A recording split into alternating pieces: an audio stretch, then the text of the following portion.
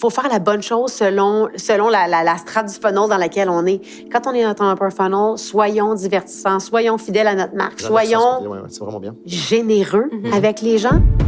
Vous écoutez A2 c'est mieux, le balado de la communication créative au Québec, présenté par l'Association des agences de communication créative, l'A2C, et produit par les studios Octave.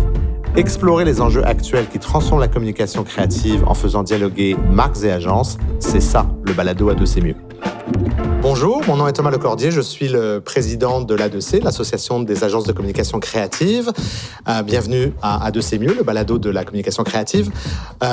Aujourd'hui, on a décidé de se retrouver sur un sujet particulièrement intéressant qui est le fameux funnel en marketing, le upper funnel, le lower funnel, funnel tout court. Je me suis beaucoup préparé pour cette discussion et donc commence à avoir des remises en question sur le funnel. Désolé pour l'anglicisme, mais j'ai tunnel de conversion. Donc, j'ai deux invités de marque prestigieuses. Donc, Jacinthe Prince, qui est directrice principale de marque chez Rona. Jacinthe, merci beaucoup d'avoir accepté notre invitation. Très content de t'avoir avec nous. Et Laurence Laperrière, donc, qui est vice-présidente adjointe donc, chez Cossette Média. Laurence, bienvenue. Merci aussi de ton invitation. Merci. Je vais vous laisser la parole dans quelques instants, mais avant, je voudrais juste vous féliciter pour commencer cette conversation. Jacinthe, donc on a découvert lors du concours IDEA que l'A2C organise au printemps, donc IDEA 2025. Vous avez brillé, Rona a brillé lors de cette soirée pour évidemment la campagne La langue de chez nous. Là, je parle même pas de la campagne actuelle, mais donc et aussi vous avez reçu le premier prix client que IDEA décernait, donc félicitations pour ça, c'est vraiment extraordinaire. On adore la collaboration de Rona avec l'industrie de la communication créative.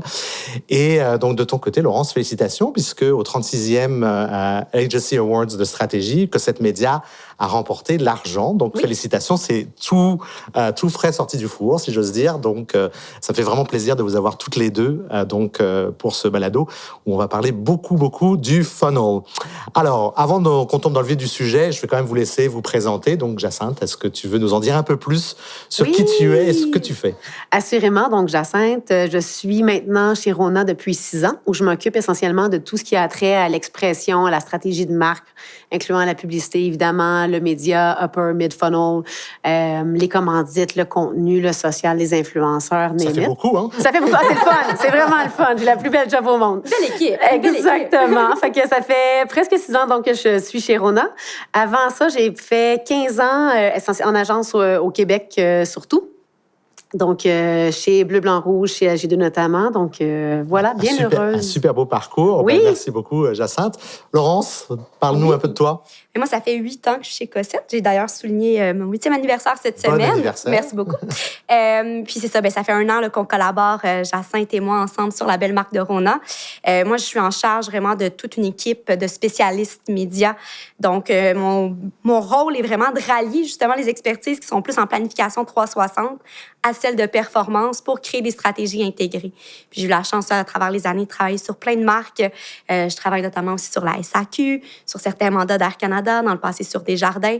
J'ai fait un saut côté client aussi. Génial. Ça m'a vraiment permis là, de voir un peu plus l'envers du décor puis pouvoir mieux m'adapter là, aux réalités de mes clients. Super beau parcours, Laurence. Félicitations, c'est vraiment bien.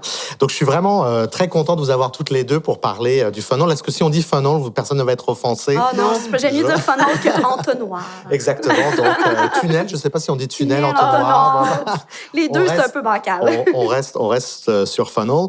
Donc, je vais en fait partager une petite tranche de vie quand je me suis préparé pour ce balado.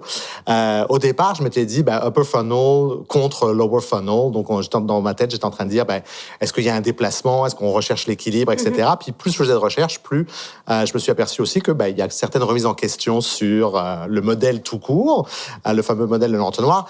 On va garder cette partie de la conversation pour un petit peu plus tard, mais juste pour vous dire un petit peu comment je me suis préparé pour ça. Puis aussi énormément de questions dans ce que je découvrais sur est-ce que le mid-funnel, l'espèce de mou, le milieu mou, si j'ose dire, existe encore? Est-ce qu'il y a une polarisation? En tout cas, j'ai trouvé que c'était extraordinaire.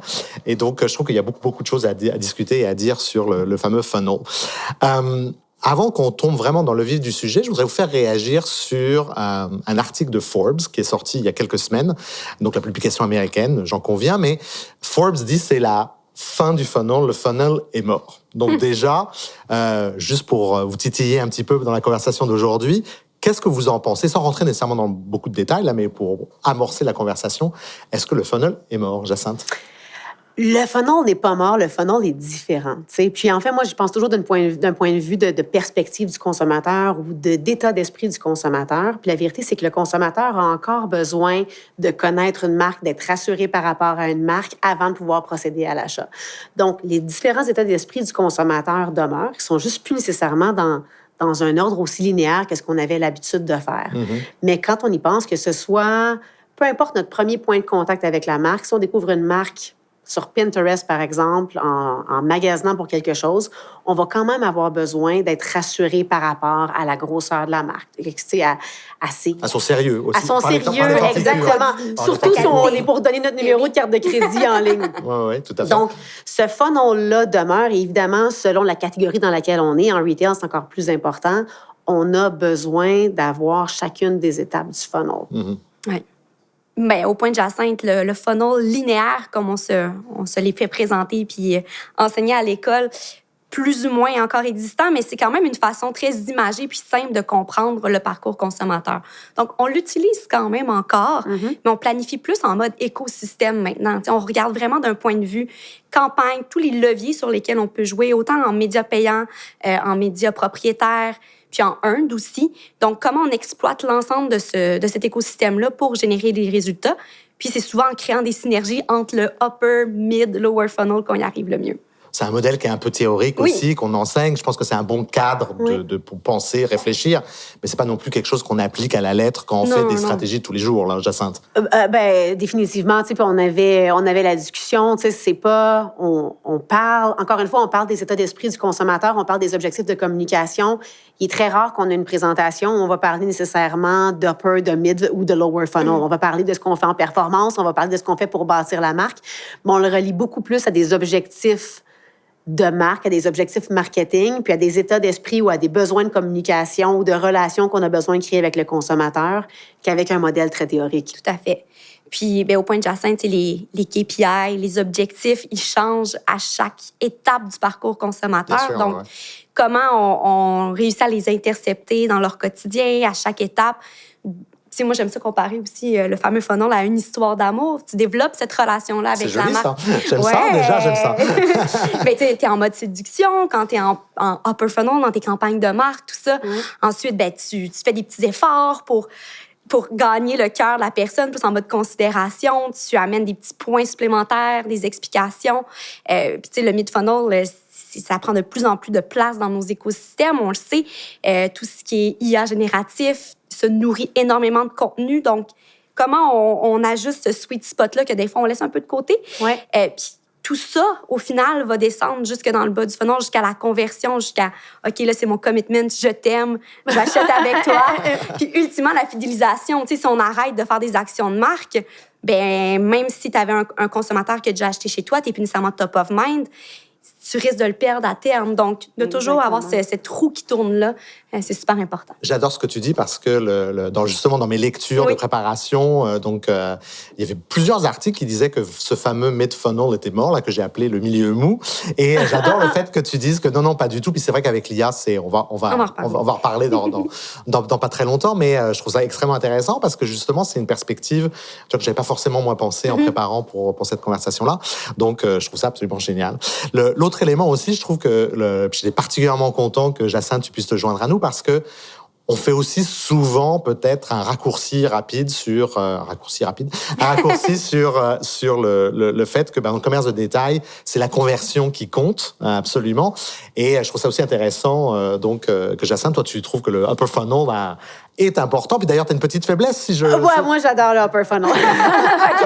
Mais en parlant d'histoire d'amour, tu sais, j'adore le upper funnel. Non, mais moi, j'aime bâtir des marques, tu sais, puis j'aime bâtir une connexion émotive, puis j'aime, tu sais, tu parlais de tout ce qu'on a fait dans les 2 dernières années avec Rona, que ce soit en 2024 ou surtout en 2025 avec Mike, avec la langue de chez nous, bref. À chaque fois qu'on a fait ça, on l'a fait en se mettant au service du consommateur, puis on l'a aussi fait pour nourrir. Tu sais, à chaque fois, on se dit qu'est-ce qu'on peut offrir comme cadeau au consommateur. Puis à chaque fois qu'on fait de la pub, on veut qu'elle soit divertissante. À chaque fois qu'on fait une initiative, on veut qu'elle soit utile. Fait que je pense qu'on fait tout ce qu'on fait s'inscrit dans une volonté constamment de nourrir, de bonifier cette relation-là qu'on a avec le consommateur. Et on voit à quel point ça rapporte. On voit à quel point ça rapporte sur, je dirais, sur la cote d'amour qu'on a. On voit à quel point ça a un halo effect incroyable sur toutes les autres dimensions de la marque. On peut faire une pub où on fait une chanson sur le printemps, comme avec Mike Chirona, puis avoir un impact beaucoup plus grand que sur l'équité par rapport aux catégories du printemps, par exemple. On voit l'impact que ça a sur la culture d'entreprise, sur la fierté des employés, sur la motivation des gens en magasin. Et on voit aussi l'impact que ça peut avoir sur des KPI secondaires de performance, comme les visites, le trafic direct sur un site web, par exemple, ou même la performance des campagnes de performance média. Fait que, très grande fan de tout ce qui crée de l'émotion. Ouais, parfait. Puis Laurence, on peut-être en élargir un petit peu au-delà de Rona, dans tout ce que tu vois, donc toutes les marques que tu gères ou que cette média gère, là, juste ta perspective, là, justement. Bien, comme Jacinthe le disait, oui, les actions de marque ont des répercussions indirectes sur tout ce qui se passe au niveau des conversions, des ventes, des KPI un peu plus hard KPI, là, si je peux dire. On fait des tonnes de brand lift study, des search lift study de notre côté qui démontrent vraiment que quand on est en marché avec des campagnes de marque, bien, on voit des recherches en lien avec notre marque sur Google augmenter, le trafic, nos taux de clics augmentent. C'est vraiment ça a des répercussions super concrètes. Je travaille sur un autre client dans le passé. C'est à peu près 10 jours après être en marché avec une campagne brand, on voyait directement les impacts sur nos ventes, sur nos résultats d'affaires plus concrets. Donc, c'est vraiment super. Puis, on a fait des analyses aussi de notre côté avec d'autres clients chez Cossette. Une marque qui investissait 58 % de son budget en performance, on s'est rendu compte que le volet de performance contribuait à peu près 9,5 % des ventes versus le volet brand contribuait à 12,2 % des ventes. C'est super intéressant. C'est vraiment intéressant. Donc, ça nous a amené à revoir l'équilibre entre les investissements top et low funnel. Donc, ce genre d'analyse-là, ce genre de cas concrets qu'on peut dénicher avec des partenaires comme des Google de ce monde qui nous fournissent des outils pour faire de la recherche, ben ça nous permet de le justifier encore plus, ces efforts upper funnel. C'est difficile quand tu es un CEO, des fois, de te dire « OK, je vais mettre de l'argent pour récolter le fruit de tout ça à long terme parce que là, j'ai un enjeu là au niveau de mes ventes. » Bien sûr, oui. Mais c'est ce qu'on entend beaucoup, en plus. Oui, mais au bout du compte, le côté immédiat, on le voit qu'il y a un apport immédiat, mine de rien, à tout ça. Là. Non, c'est très intéressant parce qu'en plus, il y a quand même beaucoup d'articles qui disent aussi que il y a un retour de balancier vers le upper funnel, là, que finalement, la performance, c'est bien. Je ne suis pas en train de dénigrer les stratégies de performance, je pense qu'elles sont nécessaires, mais il y a effectivement, il semble y avoir un retour de balancier. Le cas que j'aime beaucoup, qui a beaucoup tourné, en tout cas dans mes plateformes sociales, c'est celui de Nike, donc qui avait tout mis sur, effectivement, tout remis en marketing de performance. Puis ils ont quand même essuyé une perte de vente assez importante, 2%, je pense 2% de moins, ce qui est colossal pour une marque comme Nike. Et donc là, ils ont tout rééquilibré. Là, donc c'est vraiment intéressant. Jacinthe, j'ai une question, parce que donc, toi, il y a ton amour pour le upper funnel, mais tu es dans une organisation où il y a beaucoup de monde, où il y a des gens qui doivent... Puis vous investissez, j'imagine, énormément en e-com et compagnie. Est-ce que c'est difficile pour toi de vendre cet amour-là pour le upper funnel ou finalement, grâce aux données que vous avez, etc., la preuve est faite et que c'est quelque chose, une stratégie qui se vend toute seule, si j'ose dire? Bien, je pense qu'on a la chance, particulièrement chez Rona, d'avoir un leadership qui croit, une équipe de leadership qui croit au pouvoir de la marque. C'est sûr que ça aide beaucoup. Puis ensuite, je pense qu'on a réussi à démontrer au cours des 2 dernières années principalement qu'à chaque fois qu'on faisait un petit investissement dans la marque, ça rapportait gros. Évidemment, tout ce qu'on fait, nous, c'est visible. Fait que c'est visible, c'est sexy, c'est le fun à vendre, c'est le fun à présenter sur un stage.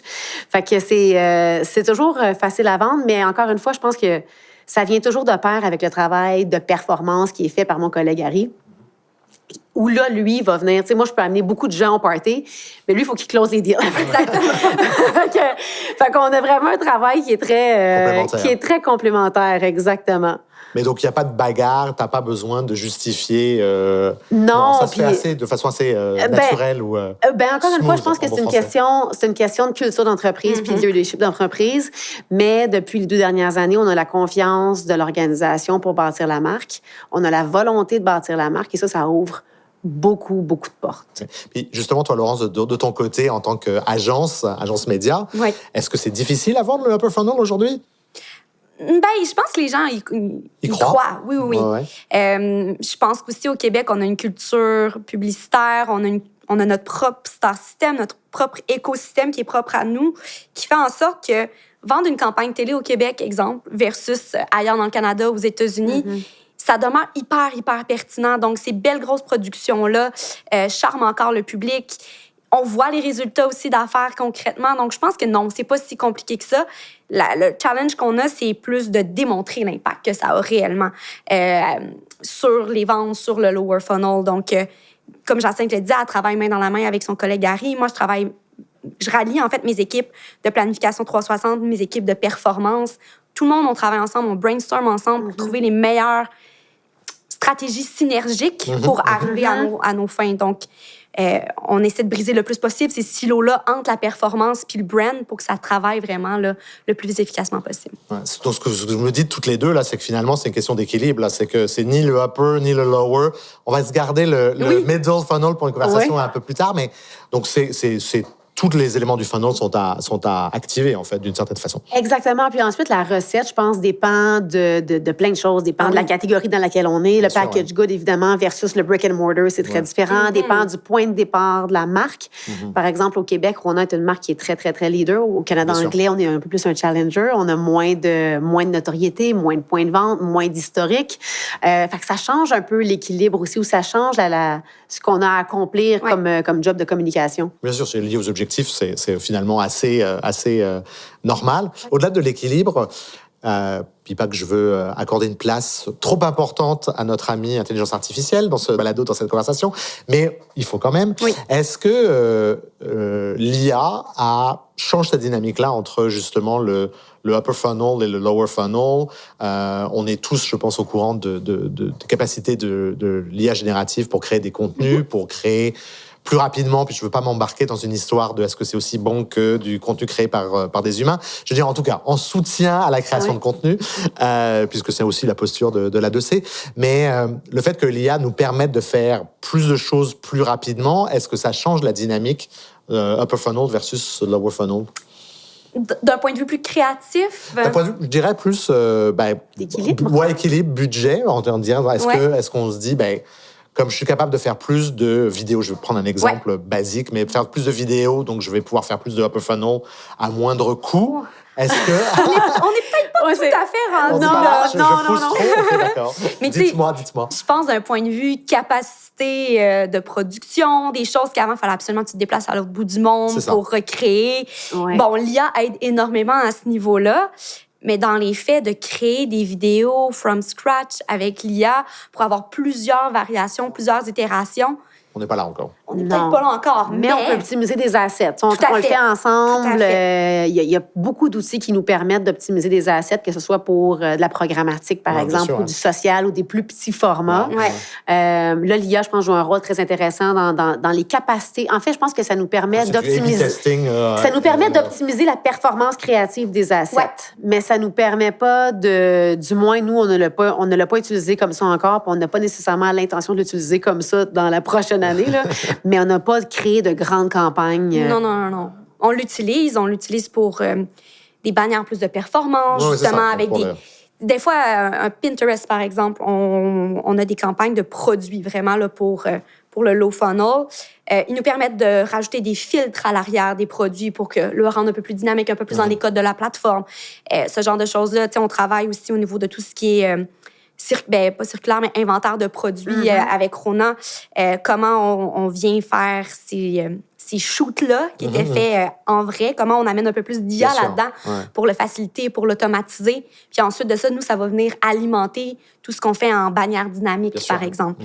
Mais de se dire que ça remplace carrément là, ça accélère. Je pense que ça amplifie nos capacités. Ça amplifie nos capacités, ça les accélère. T'sais, on n'a pas parlé du smart persona, mais ça aussi, c'est une dimension importante. Cossette a développé un outil qui nous permet d'avoir des conversations, des finalement. Personnages synthétiques? Exactement, des personnages synthétiques. Exactement. Fait qu'on peut l'utiliser pour tester des concepts, télé ou même des concepts de bannières ou des concepts de pages web, par exemple. Puis juste avoir un retour plus rapidement que si on l'avait fait en temps réel. Ça, c'est super intéressant, mais c'est un peu en marge de notre conversation sur le funnel. Donc, je vais juste nous remettre dans la problématique. Donc, si je comprends bien, l'IA, pour l'instant, ça accélère certaines choses, Exactement. mais ça ne remet pas en cause ou ça ne recrée pas des préférences, soit pour le upper, le mid ou le lower funnel. Ça aide un peu partout, peut-être, d'une certaine façon. Oui, ça aide à optimiser les performances, définitivement, en lower funnel, mais pour l'instant, je pense pas que ça affecte l'équilibre. Non. OK, super intéressant. C'est bien parce que, effectivement, pour une fois que l'IA n'a pas la vedette, je plaisante bien évidemment. Il y a certains médias, puis je vais commencer avec un exemple sur le rôle de la télé. On entend beaucoup la télé est morte. Tout à l'heure, on parlait le funnel est mort. Non. Est-ce que la télé est morte? Non. Donc là, justement, je trouve que c'est aussi intéressant de recadrer un petit peu la conversation sur certains éléments qui se retrouvent dans le funnel. On va aussi parler dans cette conversation-là de nouveaux points de contact. Mais commençons par la télé. Donc, Laurence, la télé est-elle morte? Non, la télé n'est pas morte. Merci.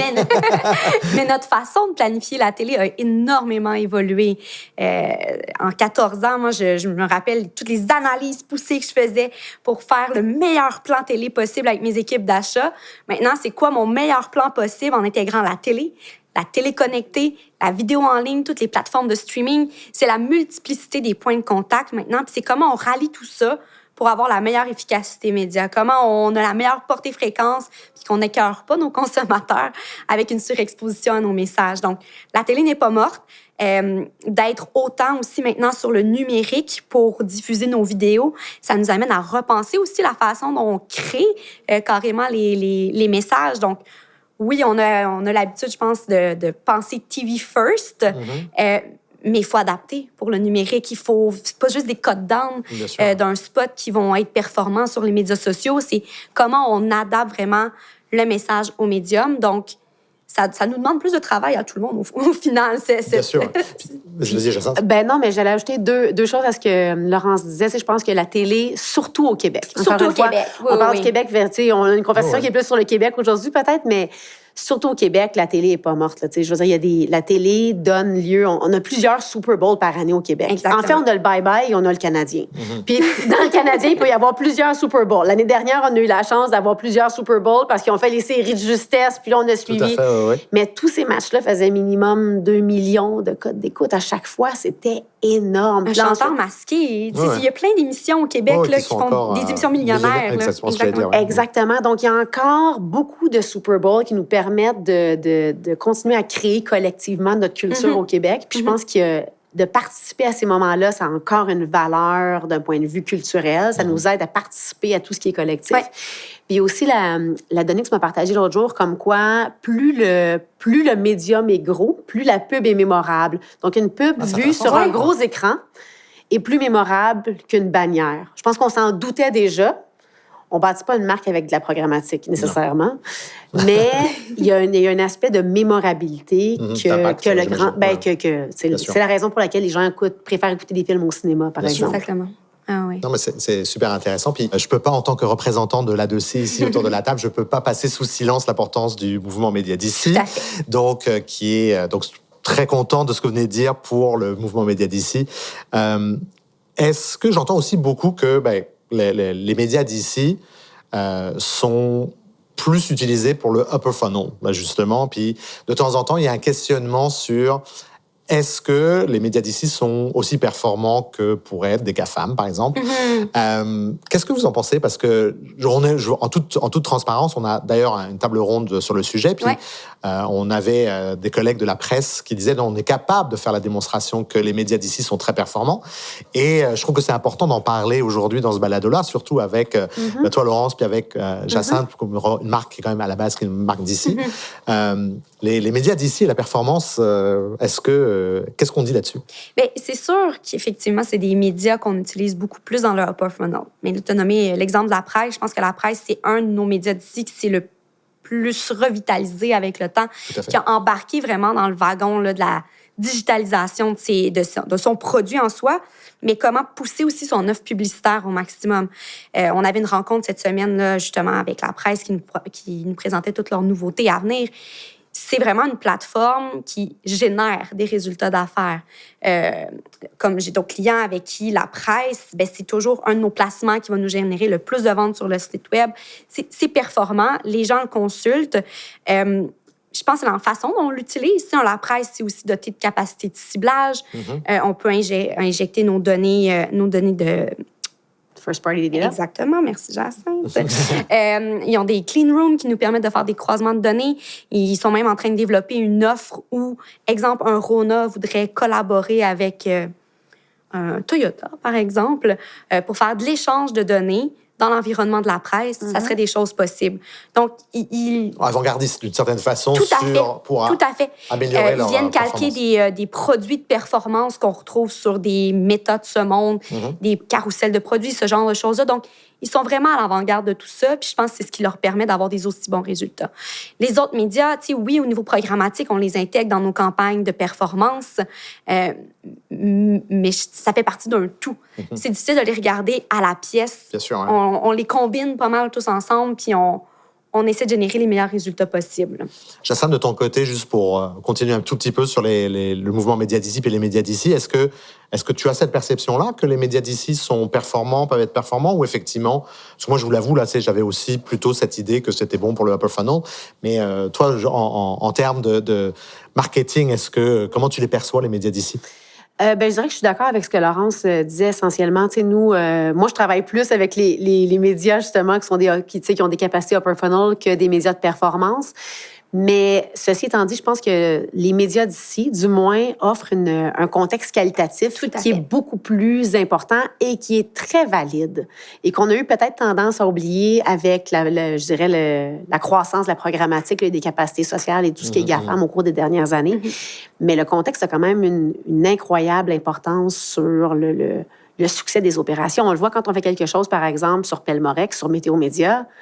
On a des résultats qui ne se comparent pas nécessairement à d'autres parce que le contexte est là.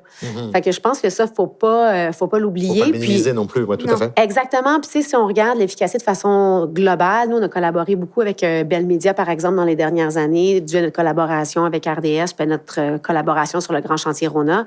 Puis, ce qu'on a pu constater, c'est qu'il y a toujours cette volonté-là de se renouveler année après année, puis de trouver de nouvelles façons de s'adapter aux habitudes d'écoute qui évoluent, mais aussi d'offrir des produits de plus en plus performants. Des produits performants, des produits vraiment aussi adaptés à notre réalité. On le voit, là, c'est de plus en plus difficile d'avoir des contacts chez les gros GAFAM.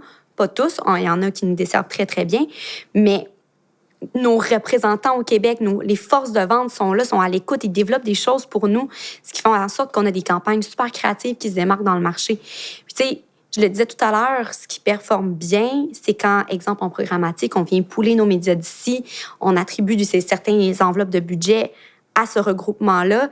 Je pense qu'on gagnerait, en fait, les médias d'ici gagneraient à travailler peut-être un peu plus ensemble pour développer des solutions intégrées de performance, parce que c'est difficile de se dire qu'un petit joueur canadien va venir se battre contre les capacités technologiques d'un Google. Bien sûr. Donc, comment tout le monde, je pense, met un peu plus... c'est un peu plus la main à travers tout ça. J'aime beaucoup aussi, ça c'est un signal qu'on envoie à nos amis des médias d'ici, là, de travailler plus ensemble, sans révéler de grands secrets. Ça fait partie des choses, des recommandations qui sont issues de certaines tables rondes. Oui. Donc très aligné avec ce que tu dis, et donc on va regarder ça dans les semaines, les mois et les années à venir. Mais aussi très contente qu'on ait fait ce petit encartade sur les médias d'ici. Je pense que c'était important justement de mentionner que oui, bon pour le upper funnel, mais pas non plus complètement à mettre de côté pour la performance ou pour le lower funnel. Tout dépend évidemment du contexte et des objectifs qu'on se fixe. Mais en tout cas, comme je disais, vous pouvez pas m'empêcher, au nom de la 2C, de parler de notre amour pour les médias d'ici. Donc on a parlé de la télé, donc qui n'est pas morte déjà, donc je suis rassuré. On a parlé des médias d'ici, mais deuxième sujet, donc qui est, je pense, sur toutes les lèvres médias à l'heure actuelle, c'est l'importance du retail média. Oui. Et peut-être pour commencer, parce que c'est une notion qui peut être un peu, ésotérique pour les gens qui nous écoutent et qui nous regardent. Donc, Laurence, est-ce que tu peux essayer de nous dire qu'est-ce que c'est que le retail média en quelques mots? C'est une façon de monétiser tes environnements propriétaires, tes audiences propriétaires au bénéfice de partenaires d'affaires. Exemple, Rona travaille avec des DeWalt, avec plein de marques de rénovation. Ils ont une mine d'informations incroyables, de données de gens qui vont sur leur site, de leur programme de fidélité. Donc, comment créer un merge, puis devenir son propre média, puis vendre de l'inventaire, vendre ces audiences-là à ses partenaires externes. C'est très clair, merci. Puis donc, Rona fait ça, Jacinthe? Oui, Rona a lancé son Retail Media Network en juin dernier. Donc, ça va déjà tout nouveau. Encore une fois, félicitations à mon collègue Harry qui a lancé ça. Ça va super bien. Comme Laurence le disait, là, c'est vraiment l'équivalent d'un réseau média comme celui à plus petite échelle peut-être, mais celui de Québecor ou n'importe quel autre réseau média. Donc, c'est un réseau qui donne des solutions, oui, upper et mid funnel, mais qui se concentre probablement plus sur le lower funnel parce que c'est là que la solution peut vraiment venir tirer profit de tout ce qui est first party data, qui permet à son tour à nos annonceurs, à nos partenaires d'avoir des campagnes encore plus performantes. Alors, pour un néophyte comme moi sur le retail média, donc est-ce que c'est assez juste quand même par rapport à ce que tu viens de dire, Jacinthe, de dire que le retail média, c'est plutôt une stratégie ou un outil de lower funnel, même si ça a des capacités mid-upper? Il y a dissension. Ça peut dépendre des marques aussi. Il y a différentes... Encore une fois, je pense que ça le Retail Media Network évolue au même rythme que l'ensemble, exactement. Puis, du moins, chez Rona, on ajoute de plus en plus d'outils dans notre arsenal. Fait que, tu sais, par exemple, pour l'heure actuelle, notre Retail Media Network est surtout composé de tout ce qui est owned media. On a évidemment du search, on a aussi on a de la programmatique, on a plein de choses comme ça. Mais on pourrait penser à ajouter des écrans dans les magasins, par exemple. Ça, on le voit beaucoup dans les épiceries. On pourrait penser à ajouter de la radio. Fait qu'il y a plein de choses qui peuvent faire partie de ce package-là. OK. Donc, puis effectivement, si là, on commence à rajouter de la radio, est-ce que ce serait la radio magasin aussi? Oui, exact. Donc, ça pousse, c'est plus du upper funnel que du lower funnel. C'est très intéressant. Puis il y a vraiment cette volonté-là de le présenter, je dirais, à nos fournisseurs comme un écosystème, puis une capacité 360 de les aider à répondre à leurs besoins, à adresser leurs challenges ou quoi que ce soit, puis à avoir des campagnes performantes avec nous.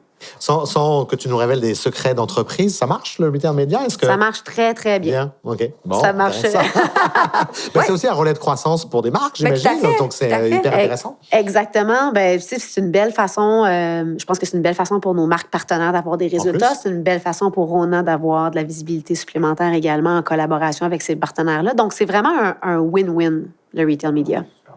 C'est une façon de diversifier les revenus, mais ce que j'allais dire, c'est que Rona s'est équipé vraiment de façon très poussée, très technologique pour déployer ce Retail Media Network-là. Mais il y a d'autres marques aussi qui le font à plus petite échelle. Ils viennent plus monétiser leur contenu, monétiser leurs espaces. Il y a certaines marques, par exemple, qui vont monétiser de l'espace dans leur infolette. Les épiciers, ils monétisent l'espace tablette, l'affichage dans leur commerce, monétiser leur contenu sur les médias sociaux aussi. Donc, sans devenir une espèce de régie publicitaire, il y a façon de le faire à plus petite échelle puis venir diversifier ses revenus. C'est très intéressant. Puis, est-ce que toutes les deux, vous voyez ça, si je vous demande de prendre un pas de recul, surtout pour toi, Jacinthe, là, en dehors de Rona, est-ce que vous considérez que ça vient en concurrence avec, justement, on parlait de Québecor, est-ce que ça vient en concurrence avec l'écosystème média, notamment l'écosystème média du Québec? Laurence, peut-être t'entendre là-dessus. Est-ce que c'est un complément ou c'est un concurrent? C'est un peu un concurrent, d'une certaine façon, parce que si on pense à un annonceur X qui a un budget marketing, un budget média de 1 million par année, puis finalement, ils décident d'investir dans le nouveau média d'un annonceur, ben c'est de l'argent qu'il aura pas ailleurs. Exactement. C'est pas du budget supplémentaire que les marques se font donner pour dire « Hey, maintenant, il y a le retail média, on va investir là-dedans. » Non, c'est comment on teste des nouvelles choses, comment on diversifie un peu nos points de contact. Puis, inévitablement, ben c'est des sites partenaires, c'est des plateformes sociales d'annonceurs où est-ce que tu vends, toi, ton produit. Donc, les chances de conversion sont quand même assez bonnes. L'utilisation de la donnée est hyper pertinente dans ce contexte-là. Donc, c'est sûr et certain que ça crée une certaine concurrence. Puis, Jacinthe, si tu prends un pas de recul... En tant qu'annonceur, voilà, c'est complémentaire. C'est complémentaire. Puis évidemment, moi, je suis du côté retailer, donc je l'ai pas. Mais tu sais, je pense que si j'étais du côté fournisseur, je verrais ça comme une offre complémentaire à toutes les autres offres médias qui peuvent avoir lieu parce que, comme Laurence le disait, il y a un côté où on est beaucoup plus près du moment de vente. Puis on a eu le data hier, là, justement. Les campagnes qui utilisent le first-party data sont souvent beaucoup plus performantes. Ben oui. Ce qui me paraît très logique. Exactement, ce qui est très logique. Fait que je pense que pour l'ensemble des fournisseurs ou pour l'ensemble des annonceurs, du moins, qui font affaire avec du Retail Media Network, c'est une belle offre qui est complémentaire à ce que d'autres médias qui sont peut-être plus... je dirais, qui ciblent plus large peuvent offrir. Alors, pour récapituler, je pense que pour le retail média, on est d'accord que ça peut influencer le upper funnel, le mid funnel, mais que ça a quand même un gros rôle au niveau du lower funnel. Oui. Mais ce qui est intéressant aussi, ce que je retiens et que je trouve super intéressant de cette conversation, c'est que c'est aussi qu'il y a un modèle qui est en évolution, là, parce qu'on est au début, donc ça peut éventuellement changer aussi dans les années à venir. Effectivement. Donc, super intéressant. Alors, on a parlé de la télé, on a parlé du retail média. Et puis là, je vais tout de suite m'excuser auprès de ceux et celles qui nous écoutent, mais on va utiliser quelques acronymes, mais on va essayer de faire ça de façon simple. Donc, il y a tous les nouveaux points de contact. Puis Laurence, je te regarde en particulier parce que je vais beaucoup te poser des questions. J'aime ça, les acronymes. Tous les nouveaux points de contact qui sont, je dirais, qui sont nés de l'IA, en fait. Oui. Et donc là, notamment, l'évolution, je veux dire, autour du search, avec l'AEO, le GEO. Donc, on va commencer pour simplifier la conversation. On commence par l'AEO, disons. Et donc, je te laisse nous parler de l'AEO. L'AEO, Answer Engine Optimization. Donc, on le sait, là, la façon dont les gens recherchent en ligne évolue énormément, puis surtout auprès des cibles plus jeunes. C'est 12% des Canadiens en ce moment que leur premier réflexe quand ils ont une recherche à faire en ligne, c'est de se tourner vers les ChatGPT, Gemini de ce monde pour avoir vraiment une conversation avec l'outil. Donc, l'AEO, c'est une façon de venir optimiser son contenu pour mieux ressortir dans ces moteurs de recherche-là. C'est encore, tu sais, que je disais, c'est 12%, c'est pas encore la majorité, mais on sait que ça va grossir et grossir à la vitesse que l'intelligence artificielle évolue. C'est sûr et certain que ce volet-là va exploser dans les prochaines années. Donc, il faut se préparer à ça. Puis là, c'est le mot que je suis... la combinaison de mots que je suis incapable de dire, vous allez rire de moi, mais on l'a beaucoup vu dans les dernières années avec le social search. J'ai réussi. Bravo! C'est bon, tongue twister. Ça aussi, les gens ont changé leur façon de faire des recherches. C'est plus que Google. Donc, Google a un petit peu peur, là. Il y a les TikTok de ce monde qui prennent énormément de place. Pinterest aussi, dans le cadre de projets Réno Déco, c'est quand même assez fort. Puis là, vient à s'ajouter à tout ça les engins d'optimisation IA. D'IA, oui. Les GPT de ce monde. Donc, comment, en tant que brand, on adapte ce qu'on fait? On avait l'habitude d'optimiser le contenu sur notre site pour le SEO, pour le SEM, l'achat à l'enchère aussi. Tu sais, ça faisait partie de nos pratiques courantes. On a des équipes qui sont en charge de ça. Mais là, tout ça évolue.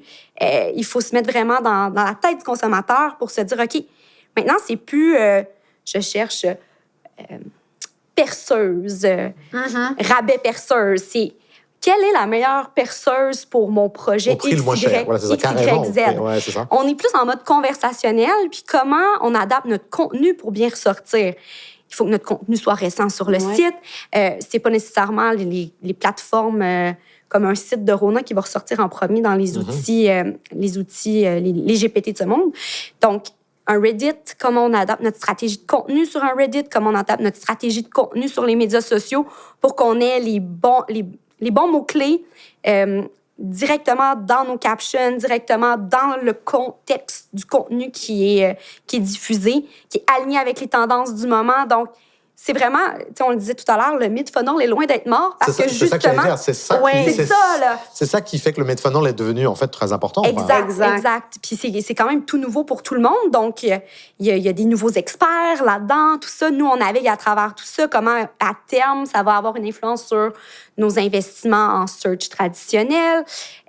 Comment on rallie encore mieux ce qu'on fait en création de contenu avec des enjeux plus de performance. Donc, les silos sont en train d'être brisés là, le plus possible pour que tout le monde puisse travailler ensemble pour optimiser les sites, optimiser le contenu sur les plateformes externes, revoir nos stratégies complètement au niveau du mid-funnel, au niveau de la considération pour que les gens soient équipés puis qu'on soit dans des environnements qu'on n'a pas nécessairement l'habitude d'être auparavant parce que c'est ça qui score beaucoup. Ouais. Puis Jacinthe, du côté marketing, mais ça, c'est pas un travail monumental parce qu'on entend toujours dire que le contenu est roi. Je pense qu'il est encore plus roi ou reine que dans le passé, mais on sait aussi que c'est tout un travail de créer du contenu. Là. C'est vraiment énormément de travail pour une marque. Oui, ben c'est colossal. Puis c'est drôle parce qu'on parle du mid-funnel mou, du mid-funnel qui est mort parce qu'on a eu beaucoup de conversations sur le mid-funnel. Parce que le mid-funnel, bien qu'on comprenne qu'il est essentiel, il est difficile à mesurer. L'upper funnel se mesure bien avec encore une fois, avec des KPI plus tangibles comme la croissance des ventes ou de la fierté ou des post-tests, par exemple. Sûr, ouais. Le lower funnel se mesure bien. Bon, exactement, c'est des clics. C'est très facile. Le mid funnel a une drôle de place parce qu'il est très dur à mesurer, puis ça serait facile de mettre la hache dedans. Ceci étant dit, comme Laurence le disait, ça évolue tellement. Puis, encore une fois, si on revient à l'idée que le consommateur a différents états d'esprit puis différents besoins. Il a besoin de connaître la marque, il a besoin de connecter émotionnellement avec la marque, mais c'est pas tout de gagner le cœur, il faut aussi gagner la tête un petit peu. Fait que ce mid-funnel-là permet de gagner la tête probablement. Puis tu sais, on en a fait beaucoup du mid-funnel. Tu sais, les influenceurs, essentiellement, c'est du travail de mid-funnel. Oui. C'est du travail, c'est de l'endossement, exactement. Donc, je pense que le défi d'un point de vue annonceur, c'est à ton point, de revoir comment on restructure notre approche de contenu. C'est colossal de prioriser, puis de voir aussi où est-ce que les dollars peuvent être investis. Parce que c'est ça le défi que pose le mid-funnel, c'est qu'il y a beaucoup de possibilités de contenu, mais ça représente, encore une fois, une nécessité de dépenser de nouveaux dollars en production. Parce qu'il faut adapter selon toutes les plateformes. Tu sais, fait qu'il y a vraiment... C'est là où l'IA générative peut-être a effectivement un rôle à jouer. Exactement. Mais on est en plein dans cette conversation-là avec nos agences. Puis donc, toi, j'imagine, Laurence, de ton côté, si encore une fois on élargit à ton portefeuille de clients chez Cossette Média, c'est quelque chose que tu vois partout, là. C'est pas lié à une industrie en particulier. Non, c'est pas lié à une industrie en particulier. T'sais, les gens font plus confiance maintenant aux engins IA qu'à leur propre famille et amis pour des recommandations, pour n'importe quoi. Donc, c'est triste. Mon point de vue personnel, c'est triste, mais je mets mon chapeau. Non, mais moi aussi, je trouve ça triste. Puis, on le sait, les jeunes d'aujourd'hui seront nos consommateurs de plus tard. Donc, eux, c'est encore plus prenant. Tu sais, tantôt, je disais que c'est 12% des gens que c'est leur premier réflexe, c'est d'aller vers les engins d'IA. Les jeunes, c'est 26-27%. Donc, c'est un gros gap. Fait que c'est comment, nous, d'un point de vue brand, on vient adapter tout ça. Avec Rona, c'est comment on s'intègre mieux dans les conseils rénaux déco. Avec un SAQ, c'est les pairings, c'est ce genre de choses-là. Mais c'est tellement nouveau, ça représente une grosse charge de travail. Comment on s'organise, nous, en tant qu'agence, pour bien répondre à ce nouveau besoin-là. On a des solutions qui sont bâties. Ça va évoluer énormément. Mais côté annonceur aussi, comment vous vous équipez avec des gens à l'interne qui vont connaître ça, qui vont vraiment venir déployer les bons contenus, les bonnes ficelles pour être performants. Pour le moment, il n'y a pas encore nécessairement de publicité qui est achetable sur ces plateformes-là, mais on sait que ça s'en vient. Là. Il y a des tests qui sont en cours en ce moment. Fait que ça va vraiment nous amener à revoir complètement notre façon de faire. Mais tu sais, je pense que le besoin sous-jacent auquel un ChatGPT va répondre, par exemple, c'est un besoin de curation. Fait que les gens sont complètement dépassés par la quantité d'informations qu'on peut retrouver.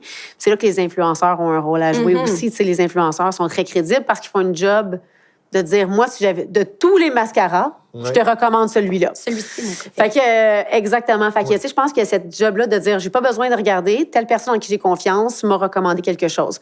Fait que les ChatGPT, les Gemini viennent faire un peu ce rôle-là. Ouais.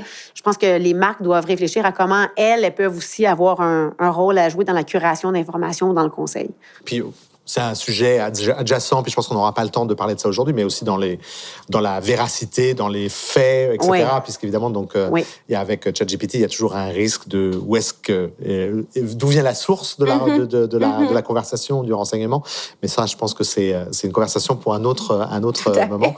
Je ferais faire un petit point quand même sur puis avec les influenceurs, on a touché un petit peu aux réseaux sociaux, aux médias sociaux, mais les médias sociaux, ils sont où aujourd'hui dans le funnel, là, justement, parce que je lisais une étude, puis Laurence, tu parlais des nouvelles générations. Je lisais une étude que tu sais, la Gen Z, commence à en avoir assez de scroller à travers du contenu. J'ai d'ailleurs appris un nouveau terme qui s'appelle le doom scrolling, que je ne connaissais pas, toujours dans la préparation de ce balado, donc comme quoi ça me rend moins idiot. Mais donc, est-ce que ça va changer? Est-ce que cette génération-là, elle va justement changer la façon dont on aborde le funnel? Peut-être que c'est trop tôt pour te poser la question, Laurence. Mais si on se concentre spécifiquement sur les médias sociaux... Ouais. Ils sont où, déjà, pour commencer, ils sont où les médias sociaux dans le funnel? Ils sont très, très bons à toutes les étapes du funnel. Là. Je pense que c'est des grosses machines qui ont su développer des produits qui répondent à tous les objectifs d'une marque. Aussi bien upper que lower, là, tu sais. Oui, tout à fait. C'est sûr et certain que si tu as vraiment des très gros objectifs de notoriété, puis la qualité du contenu, puis la qualité de l'engagement sur les médias sociaux est difficile à aller chercher quand tu es un annonceur. Il faut que tu restes dans les... T'as la qualité de l'environnement aussi? Oui, c'est ça. Ça peut être douteux parfois. Donc, de le combiner à des médias d'ici, par exemple, c'est la bonne chose à faire. Mais n'empêche que les générations plus jeunes, ils sont habitués, ils ont leur radar à pub extrêmement bien développé sur les plateformes. Bien aiguisé. Bien aiguisé. Donc, c'est comment on adapte notre contenu au code de la plateforme, comment on fait en sorte que la première impression que tu vas avoir de nous sur les médias sociaux, ça ne sera pas un carrousel produit fidé avec le catalogue du site web de l'annonceur. Il faut être fin dans l'approche parce qu'on va s'aliéner le consommateur. Donc, on crée une histoire, on travaille avec des influenceurs pour pouvoir être pertinent auprès de cette cible-là. Ensuite de ça, on peut pousser une promotion. Ensuite, peut-être vraiment plus un hard sell avec vraiment des produits en soi, mais c'est d'adapter nos messages à chaque étape du funnel puis à la plateforme dans laquelle on est. On présentera pas notre marque de la même façon sur TikTok versus sur Facebook. Bien sûr. Donc, c'est un écosystème en soi, les médias sociaux. Mais qui reste très performant. Oui. Puis est-ce que vous voyez, puisqu'on sait que là, les Google, les Meta s'inquiètent justement de ChatGPT, de OpenAI, etc. Est-ce que vous sentez justement que les points de contact générés par l'IA risquent de remettre en cause la domination des réseaux sociaux ou trop tôt pour le dire? Trop tôt pour le dire. J'ai pas de boule de cristal. Désolée. Mince! Mais non, je pense que c'est encore tôt pour le dire, mais c'est sûr que ça va évoluer. Le média, ça évolue tellement. Moi, c'est ce que j'aime de mon travail. Bien sûr, ça me garde toujours éveillée. Puis, avec le numérique dans les dernières années, je veux dire, à chaque semaine, il y a quelque chose de nouveau qui sort. Donc, on peut pas nécessairement prédire ce qui va s'en venir, mais on le sait que ça va changer. Puis comment on se tient prêt à affronter ces changements-là, puis de se restructurer, se re-questionner, puis revoir nos stratégies. Puis d'un point de vue marketing, Jacinthe, pour toi, justement, c'est quoi l'acceptation du risque d'essayer des nouvelles choses, parce qu'on est dans un environnement, Laurence le souligne, qui n'arrête pas de changer. C'est difficile, ça, quand on est responsable marketing. Donc, responsable de la marque, responsable de la marque, d'essayer dans un environnement aussi mouvant, si j'ose dire. Comment tu gères ça? En fait, il y a deux choses. Je pense que, tu sais, chez Rona, on se plaît à se dire qu'on se comporte comme le leader qu'on mérite d'être. Donc, on aime essayer des nouvelles choses dans les médias, notamment dans notre approche média, que ce soit avec les GAFAM, par exemple, ou même en création. Ceci étant dit, je pense qu'on le fait toujours en gardant en tête qui on est profondément, en restant fidèle à qui on est en tant que marque, même si on s'adapte au code des plateformes, puis surtout en restant respectueux et honnête envers le consommateur. Si on parlait de l'upper funnel plus tôt, puis de notre devoir de divertissement quand on fait de l'upper funnel, je pense que sur les réseaux sociaux, surtout, on a un devoir d'honnêteté puis un devoir de transparence. qui s'ajoute au devoir de divertissement. Fait que, on parlait là, d'influenceurs comme Grey, Grand Salé AI, notamment. Moi, c'est une ligne où c'est une ligne de strass et je voudrais jamais aller là. On en parlait, les médias sociaux, ça sert, tout ce qui est influenceur, en fait, sert énormément aux marques. Ça nous sert à créer de l'advocacy, donc de l'endossement pour nos marques. Ça nous sert à profiter du capital de sympathie de certaines personnes auxquelles les gens s'associent. Comme tu le disais aussi, la capacité de triage, là, j'ai adoré là, de dire, dans tous les mascaras, pour reprendre ton exemple, voici celui ou les 2 ou 3 que je recommande. Là, c'est le... Mais ça, c'est le point fort des influenceurs. Je pense que si on se met à tricher puis à avoir des faux influenceurs dans le marché, on va perdre cette qualité-là qu'il y a pour les influenceurs. T'sais, encore une fois, on a un devoir d'honnêteté, on a un devoir de transparence qui vient avec le devoir de divertissement. Ouais. Alors, je suis tout à fait d'accord. Puis juste pour parler un petit peu en 2 mots de l'A2C, mais on a plusieurs comités de travail à l'A2C et on en a un notamment sur la charte éthique en influence qu'on développe avec un paquet d'agences. Donc d'ailleurs avec Chris Bergeron de chez Cossette. Parce que vraiment, c'est vrai. Effectivement, je pense que avoir une posture éthique dans nos stratégies d'influence est vraiment nécessaire aujourd'hui parce qu'on entend aussi tellement de choses et puis c'est dangereux aussi pour les marques. Donc juste pour revenir sur si toi tu avais un conseil donc à donner à d'autres vu le succès de Rona, notamment dans la partie divertissement, etc. Donc si tu avais devant une assemblée de directeurs marketing, est-ce que tu aurais quel conseil sur le funnel tu leur donnerais? Est-ce que c'est justement retour à ce mot qu'on a dit là sur la recherche de l'équilibre ou est-ce que tu aurais un conseil à leur donner? C'est une question difficile que je te pose. C'est une excellente question, mais je pense que ça revient à la même chose. Je pense que faut faire la bonne chose selon la strate du funnel dans laquelle on est. Quand on est dans un upper funnel, soyons divertissants, soyons fidèles à notre marque, soyons c'est vraiment bien. généreux avec les gens. Tu sais, quand on faisait le Grand Chantier Rona, notamment, c'est une émission dont le nom portait le nom de la marque. Là, on était très chanceux. C'était une émission dans laquelle il y avait beaucoup d'intégration de nos partenaires, dans laquelle on avait beaucoup de publicité. Puis, à un moment donné où nous, on s'est dit, on a parlé avec Belle, puis on s'est dit, peut-être un petit peu trop de pub de Rona. Parce que, tu sais, on voulait... Et bien, même nous, en tant qu'annonceurs, on trouvait qu'on avait trop de place parce qu'on se disait, c'est un privilège que de rentrer dans le salon des gens 4 soirs par semaine pendant 10 semaines. Il faut, encore une fois, honorer ce privilège-là. Il faut nourrir la relation. Il faut protéger la relation qu'on a avec les gens. Donc, mon conseil, ce serait de dire, quand on fait de l'upper funnel, faisons-le bien. Puis quand on fait du lower funnel puis de la performance, faisons-le tout aussi bien. Soyons à la fois et leader et challenger. Ayons pas peur d'essayer des choses, de faire avancer puis de s'ajuster en cours de route. Travaillons de façon intégrée aussi. Je pense que la synergie entre toutes ces actions-là, c'est ça qui est le plus payant. Puis comment une agence média travaille de façon synergique avec une agence de création, même 2 dans le cas de Rona, l'agence de contenu, le studio interne. Tout le monde, les équipes, travaillons main dans la main parce que notre upper funnel va avoir des résultats sur le lower funnel. Donc, comment on adapte mieux nos trucs, c'est vraiment la clé du succès. L'intégration puis la collaboration, c'est sûr que ça fait généralement des miracles. Est-ce qu'il y a un point de contact où qu'il soit dans le funnel dont vous aimeriez bien parler parce que, justement, on a parlé de la télé, on a parlé du retail média, mais est-ce qu'il y a quelque chose on se dit, mon Dieu, Thomas, tu devrais en parler. Je vous donne un exemple, mais pas forcément, mais la radio. Donc là, je voudrais savoir, puis en plus, on fait un podcast aujourd'hui, pardon, un balado, mais j'ai lu aussi beaucoup d'engouement pour justement la radio, le retour du son, je veux dire ça de façon très, très large, puis des podcasts où on raconte des histoires, on parle d'amour, etc. La radio, le son, les podcasts, ça se situe où dans les recommandations? Est-ce que ça marche? Et ça se situe où dans les funnels? C'est une question surprise. Hein, c'est une question surprise. Parce qu'on n'avait pas vraiment parlé avant. La radio, je pense qu'il y a moyen de faire encore des super belles choses, des super belles intégrations. Notre écosystème radio est hyper fort encore au Québec. Les gens l'écoutent vraiment beaucoup. On a fait une super campagne, par exemple, ça n'a pas rapport avec Rona, mais on a fait une super campagne avec SAQ le printemps dernier pour parler des rosés. Un très beau sujet, ça.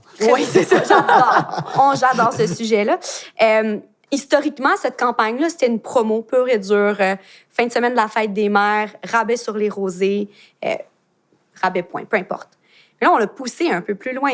On a vraiment fait une intégration. On a changé la station Rouge FM en Rosé FM. Donc, il y a moyen d'être hyper créatif puis vraiment ressortir du lot, je pense, si on travaille bien ce médium-là. Mais encore une fois, je le disais tout à l'heure, la télé, maintenant, on ne réfléchit plus juste à la télé, on réfléchit à l'écosystème vidéo de façon générale. Là, on réfléchit à l'écosystème audio de façon générale. Donc, on ne peut plus se contenter de dire quand on a une promo ou qu'on a des messages à diffuser en radio, on les met juste sur les radios traditionnelles. On va intégrer du Spotify, on va intégrer d'autres plateformes. Cogeco, sa plateforme d'audio numérique qui est super performante aussi. Donc, on le réfléchit de façon plus globale. C'est encore sa place dans le mix. Je pense que chaque média a sa place tant que le message qu'on a à livrer, tant que la création est pertinente aussi pour l'environnement qu'on vient sélectionner. Est-ce que ça, quel que soit le point de contact et quel que soit où on se trouve dans le funnel, il y a une attente de créativité média, c'est-à-dire, là, tu peux donner l'exemple très clair du Rosé puis de Rosé FM. Ouais. Mais est-ce que ça, c'est obligatoire, si j'ose dire, d'aller au-delà du simple point de contact et de l'exploser, de le faire vivre un peu différemment? Est-ce que c'est la façon de faire aujourd'hui pour que ça soit efficace? Je pense que d'injecter de la créativité de façon générale, c'est pas mal la façon de faire. C'est sûr qu'on ne peut pas se permettre des grosses campagnes de créativité média à chaque fois qu'on est en marché. Mais ça dépend de l'idée aussi. Ça dépend de l'idée aussi, mais c'est de se dire, on est dans un monde, on est surexposé à plein de publicités, plein de produits. Puis la pub, il y en a partout. Ça nous suit dès notre lever jusqu'à notre coucher. Donc, comment on attire l'attention du consommateur? Bien, la créativité média en fait partie. Donc, moi, je suis une grande fervente de la créativité média. Vous n'allez jamais me voir dire que non, je ne veux pas faire de créativité média sur un projet. Mais je pense que c'est ça, c'est d'avoir le bon message, d'avoir le bon sujet aussi pour l'exploiter, cette créativité-là. Mais quand on est dans quelque chose de plus standard, la radio demeure pertinente. T'sais, si tu fais une campagne pour l'ouverture d'un magasin puis il y a une promo X, c'est super géociblé. C'est local, c'est plus local tu aussi. Tu l'utilises, là. Oui. Mais sinon, tu sais, pour rebondir sur ton point, parce que initialement, tu l'as amené via les podcasts. Moi, ce que je trouve le plus intéressant, puis c'est au-delà de la radio, mais c'est je dirais, un intérêt croissant pour le contenu long. Oui. Tu parlais plutôt, là, justement, je voudrais pas dire d'un retour du balancier, parce que je serais intéressée à avoir une perspective sociologique plus étoffée sur le sujet, mais peut-être que, tu sais, de plus en plus de jeunes, par exemple, retournent vers, tu sais, des flip phones plutôt que des smartphones, par exemple. Fait qu'il y a vraiment, je pense, on a peut-être poussé l'aiguille un peu trop loin dans tout ce qui était contenu court, dumb scrolling, etc. Et il semble y avoir de plus en plus un intérêt pour les contenus longs. C'est ce que Google nous disait hier, là, du moins. Fait que je serais curieuse de voir comment ça va évoluer, puis quelle sera la place de ce contenu long, peut-être, là, dans les années à venir, après avoir eu tant d'années à faire des shorts, par exemple. C'est super intéressant parce que ça paraît même paradoxal quand on n'arrête pas de parler d'une économie de l'attention. Personne n'a 30 secondes pour faire quoi que ce soit. Donc, mais je suis d'accord, là, puis je pense que ça se voit dans l'évolution des podcasts. Là, tout le monde lance des podcasts. Ils sont de plus en plus longs. Donc, ils sont de plus en plus longs, exactement. Donc, je trouve ça extrêmement paradoxal, mais super intéressant. Donc, je suis partant pour suivre ça de près. Bien, je pense que tant qu'on répond à un besoin consommateur, à une envie avec notre contenu long, pas avec une pub longue, avec un contenu long. Oui, tout à fait. Ouais. Exact. On va être pertinent, puis les gens sont à la recherche de tous les book talks, tous les trucs d'éducation. Les gens s'instruisent énormément sur les médias sociaux pour tout ce qui est finances personnelles, ce genre de choses-là. C'est des opportunités immenses de développer des contenus éducatifs plus longs, mais ça répond à un besoin intrinsèque du conso. Puis ça, donc on est d'accord que les contenus longs, les podcasts, etc., on est à nouveau dans le mid-funnel? Oui. J'essaie de nous replacer on est mid-funnel. On est définitivement mid-funnel. Mais là où, tu sais, on parlait de collaboration, on parle de synergie entre le upper puis le low funnel. Je pense qu'il faut aussi parler de synergie entre les agences de création puis les agences médias, évidemment.